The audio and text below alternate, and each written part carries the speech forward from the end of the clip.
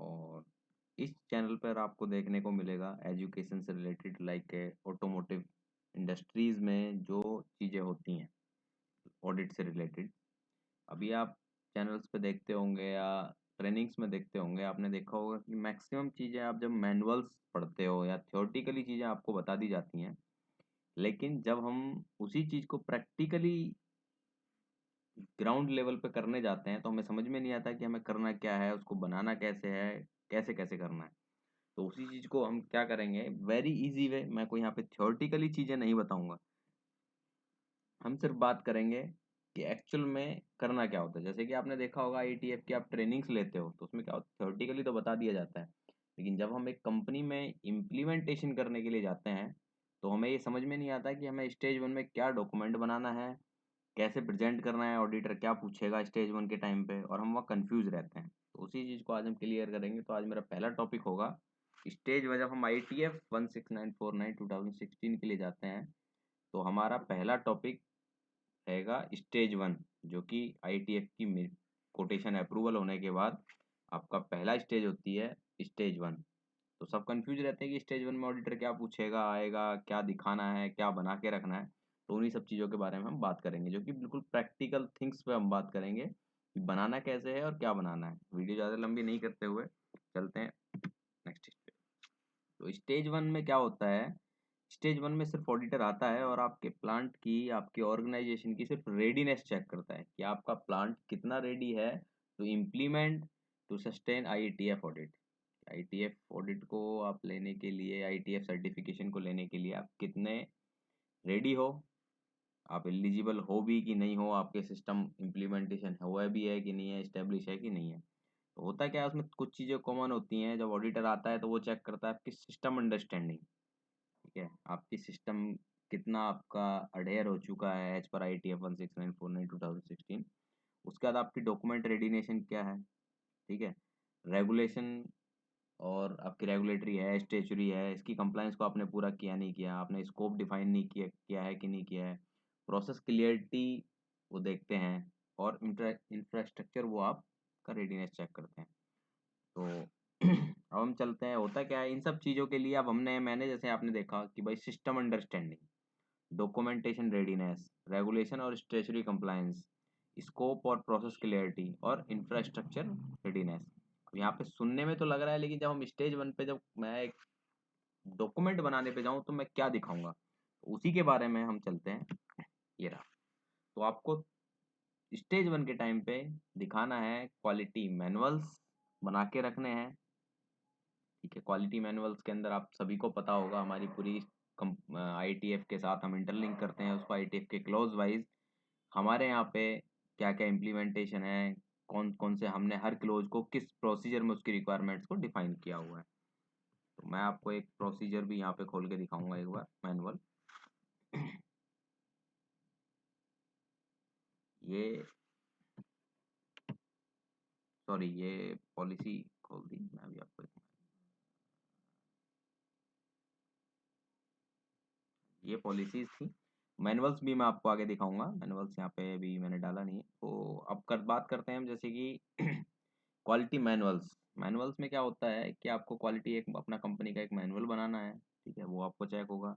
List of machines आपकी check होंगी, list of employ आपके चेक होंगे, क्वालिटी पॉलिसी, क्वालिटी ऑब्जेक्टिव्स, ये सब आपके चेक होंगे। उसके बाद हम बात करते हैं क्वालिटी स्कोप, सर्टिफिकेशन क्या है, सर्टिफिकेशन क्या रहेगा आपका, प्रोसेस फ्लो डायग्राम क्या रहेगा आपका, प्रोसेस इंटरेक्शन क्या रहेगा, रिस्क अपॉर्चुनिटीज क्या रहेंगी, इंटरनल ऑडिट जो कि आप सब लोग जानते हैं, इंटरनल ऑडिट का schedule, plan, MRM, organisation chart, job descriptions, legal compliance, ठीक है,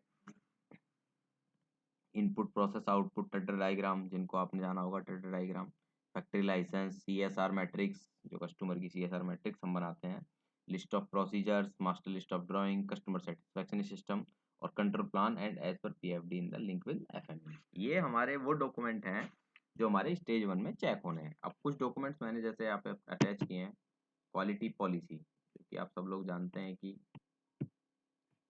क्वालिटी पॉलिसी, इस तरीके से हमें एक क्वालिटी पॉलिसी बनानी है, और कंपनी के ऑब्जेक्टिव्स क्या क्या है, कंपनी की ये सारी चीज़। अब आ जाते हैं हम स्कोप। अभी आपने देखा होगा कि हम स्कोप कैसे डिफाइन करते हैं, तो मैं वो आपको दिखा देता हूँ एक बार। ये देखिए, ये है आपका मैनुअल का स्कोप। जब आप मैनुअल बनाते हैं तो सारी चीज़ें हम लिख लेते हैं, लेकिन उसमें स्कोप में कई बार चीज़ें होती हैं कि हम अपना स्कोप डिफाइन करते हैं तो हमें समझ में नहीं आता है। जैसे कि आपकी एक इंडस्ट्री है, किसी कोई भी एक्स वाई जेड, कोई भी एक आपकी इंडस्ट्री हो सकती है, ठीक है। उसकी लोकेशन आपकी X Y Z Chennai, Delhi. वो कई बार क्या होता है कि हमारा एक रिमोट फंक्शन लोकेशन होती है कि हमारा प्लांट चेन्नई में है, लेकिन क्या है उसकी रिमोट लोकेशन जहाँ से हम उसको रन कर रहे हैं, या हम कुछ सपोर्ट्स है कि भाई हमारी सिस्टम सपोर्ट, हमारी डिज़ाइन सपोर्ट, एनपीडी सपोर्ट, वो हमारी दिल्ली रिमोट लोकेशन से। सपोर्ट फंक्शन क्या है, जो इस दिल्ली रिमोट लोकेशन से हमारा सपोर्ट फंक्शन है वो किस किस चीज़ का है, जैसे हमने यहाँ दिखा रखा है, इंजीनियरिंग है, पॉलिसी मेकिंग है, ये सारी चीज़ें। स्कोप, अब ये बात कर रहा है, इस स्कोप की बात करूँ तो ये है इस प्लांट का, जो आपका मैन्युफैक्चरिंग प्लांट है, उसका स्कोप क्या है। तो उसका स्कोप क्या है भाई, हम डिजाइन भी कर रहे हैं, मैन्युफैक्चरिंग कर रहे हैं, मशीनिंग पार्ट है, इंजेक्शन मोल्डेड पार्ट है, बहुत सारे पार्ट्स हो सकते हैं। आउटसोर्स हम क्या क्या करा रहे हैं अपनी कंपनी में, मास्टर इंस्ट्रूमेंट का हम कैलिब्रेशन थर्ड पार्टी से करा रहे हैं या क्या करा रहे हैं, ये सब चीजें हमारी स्कोप में डिफाइन होती है। आई थिंक होप कि क्लियर हो रहा होगा सबको।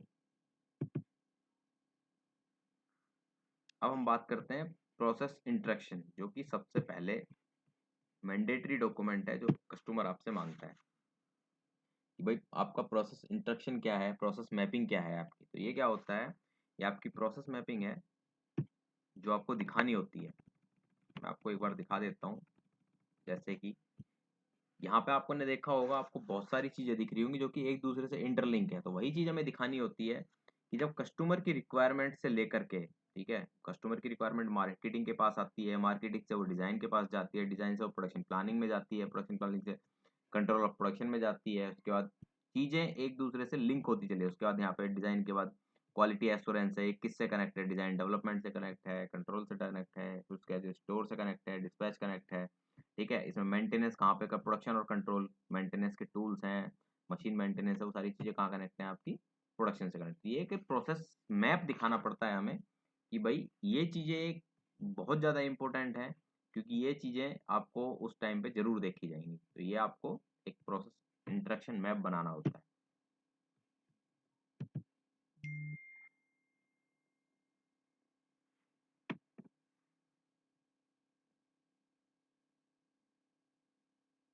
अब आ जाते हैं हम सिस्टम रिस्क रजिस्टर पे।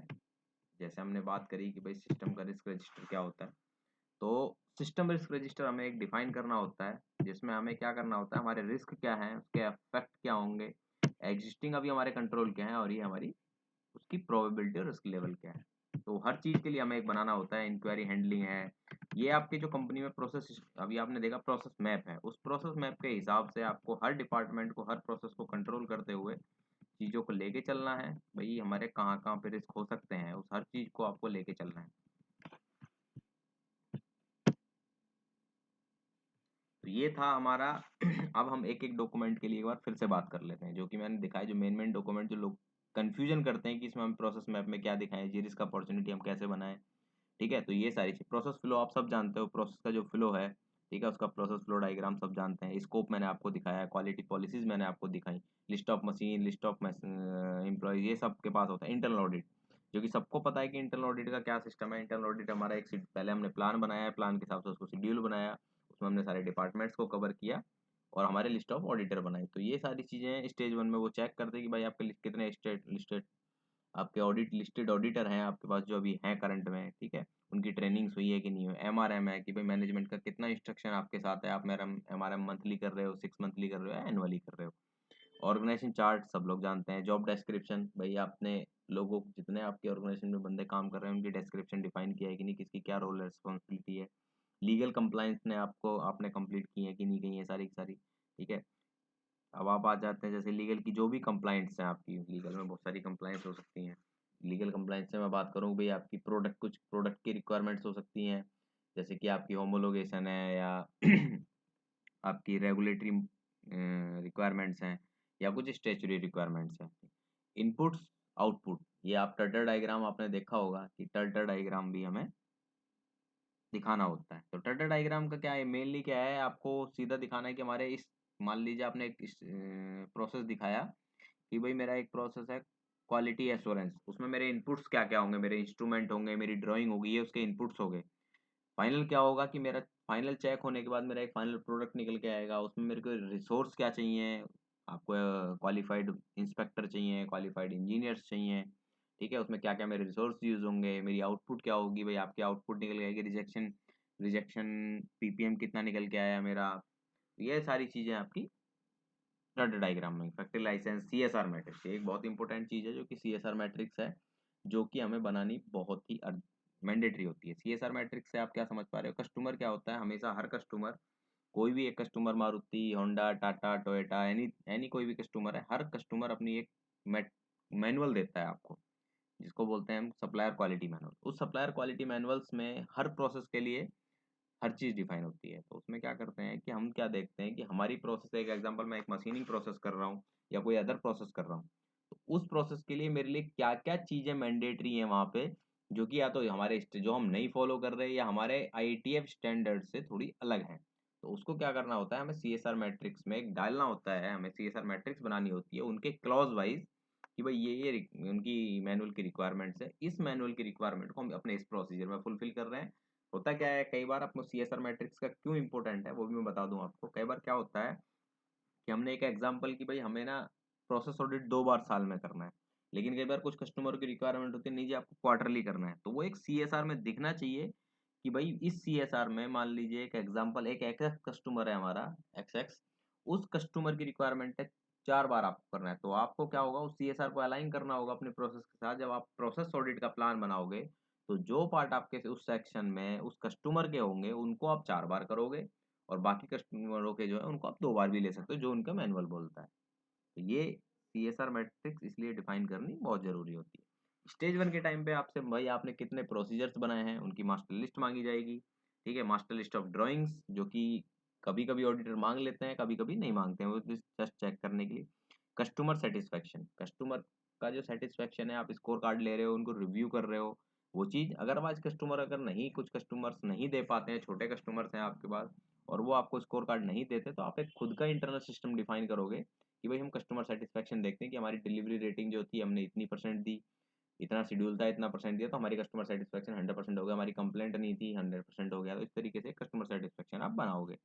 कंट्रोल प्लान है, पीएफडी है, एफएमई है, इनको एक दूसरे से लिंकेज करोगे। लिंकेज का मतलब क्या होता है, कई बार हम कहाँ फंसते हैं, जब हम स्टेज 1 में जाते हैं, तो होता क्या है, स्टेज 1 में कोई ऐसी चीजें चेक नहीं होती कि आपका कंट्रोल प्लान देखेंगे, लेकिन होता क्या है, जब हम स्टेज 1 में कुछ चीजें एविडेंस के तौर पे ऑडिटर को देते हैं, तो होता क्या है, हमारे पीएफडी में डिफाइन होता है भाई हमारी एक प्रोसेस है 1 2 3 से स्टार्ट है, दोबारा जाते हैं कंट्रोल प्लान में, वहां पे पता चलता है हमें ABC 10 20 30 है, एफएमई में जाते हैं तो वहां पता चलता है 10 20 30 है।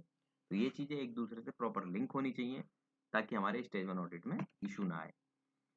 अब आ जाते हैं हम, स्टेज 1 की आउटकम क्या निकल के आती है, ठीक है, स्टेज 1 की आउटकम निकल के आती है, कंपनी स्टेज 2 के लिए कितना रेडी है, कौन कौन से गैप क्लोज करने हैं, कौन कौन से डॉक्यूमेंट में इंप्रूव करना है, और इंफ्रास्ट्रक्चर में हमें क्या इंप्रूव करना है। तो इसमें क्या होता है, क्या है कि कंपनी में जब हम स्टेज 1 ऑडिटर ऑडिट कंप्लीट करता है, तो वो क्या होता है, साथ के साथ आपको कुछ इनपुट्स दे के जाता है कि भाई स्टेज 2 तक आप इन सब चीजों को क्लोज कर लेना। वो हो सकता है आपके डॉक्यूमेंट से रिलेटेड हो सकता है आपकी प्रोसेस से रिलेटेड हो सकता है कंपनी के इंफ्रास्ट्रक्चर से रिलेटेड हो। तो कई बार क्या होता है, चीज़ें कुछ होती हैं, लेकिन स्टेज 2 के टाइम पे वो चीज़ें हमें ऑडिटर को इम्प्रूव करनी होती हैं, तो उन चीज़ों को हम बना के रखते हैं। तो ये आज का मेरा टॉपिक था, जो कि जो मेरे हमेशा टॉपिक जो होंगे वो हमेशा छोटे छोटे टॉपिक्स हुआ करेंगे, जो कि बिल्कुल प्रैक्टिकल होया करेंगे। कि अभी क्या होता है, हमें स्टेज 1 में पता ही नहीं चलना होता कि हमें क्या दिखाना है क्या नहीं दिखाना है, तो आपको यही चीज़ दिखानी है स्टेज स्टेज 1 में। इसके अलावा ऑडिटर कुछ नहीं चेक करता, आपको स्टेज 1 में जस्ट एक इन्फॉर्मेशन कलेक्ट करनी होती है, टीम का स्ट्रक्चर देखना होता है, और उनको वो लेके जाके अपना अपडेट कर देते हैं कारा में, जिसके बाद ये आपकी फाइल कंप्लीट हो जाती है। उसके बाद वो उसी हिसाब से आपको स्टेज 2 की डेट मिलती है। तो मेरी नेक्स्ट वीडियो जो आएगी वो बहुत अच्छी वीडियो होगी, जो कि स्टेज 2 पर होगी, कि भाई स्टेज 2 के टाइम पे जब ऑडिटर आएगा तो उसको आपको कैसे क्या प्रेजेंट करना है, कैसे डॉक्यूमेंट्स को दिखाना है। तो आज की टॉपिक को हम अभी खत्म करते हैं, और अगर थोड़ा सा भी आपको हेल्प मिली हो स्टेज 1 देखने में, तो प्लीज़ लाइक और सब्सक्राइब जरूर कर दें। आपके एक सब्सक्राइब से मुझे मोटिवेशन मिलेगा, और मैं आगे अच्छी अच्छी वीडियोस बनाऊंगा, क्योंकि मेरी पहली वीडियो तो हो सकता है कहीं पे कुछ मिस्टेक्स भी हुई हों, उन मिस्टेक्स को